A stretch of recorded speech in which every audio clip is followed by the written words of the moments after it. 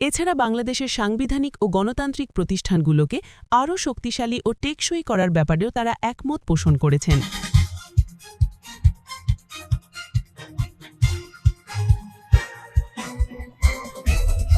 বাংলাদেশ জামায়াত ইসলামীর আমির ড. শফিকুর রহমান সম্প্রতি ইউরোপীয় ইউনিয়নের নির্বাচন পর্যবেক্ষণ মিশনের প্রতিনিধি দলের সঙ্গে সৌজন্য সাক্ষাৎ করেছেন। বৈঠকটি নেতৃত্ব দিয়েছেন ইউরোপীয় পার্লামেন্টের সদস্য ইভার্স ইজাবস।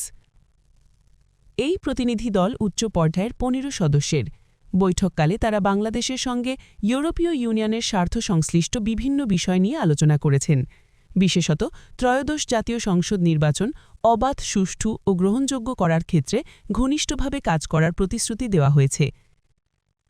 এছাড়া বাংলাদেশের সাংবিধানিক ও গণতান্ত্রিক প্রতিষ্ঠানগুলোকে আরও শক্তিশালী ও টেকসই করার ব্যাপারেও তারা একমত পোষণ করেছেন।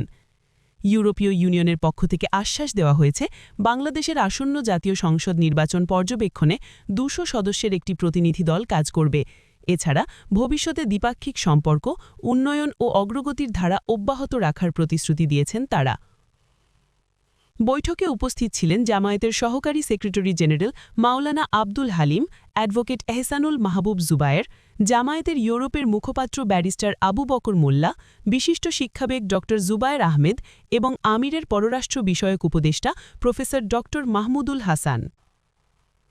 বাংলাদেশ ও ইউরোপীয় ইউনিয়নের মধ্যে সম্পর্ক, উন্নয়ন ও নির্বাচনী সহযোগিতা আরও শক্তিশালী হওয়ার প্রতিশ্রুতি এই বৈঠকে উঠে এসেছে। বিস্তারিত আপডেট পেতে আমাদের চ্যানেলটি সাবস্ক্রাইব করুন।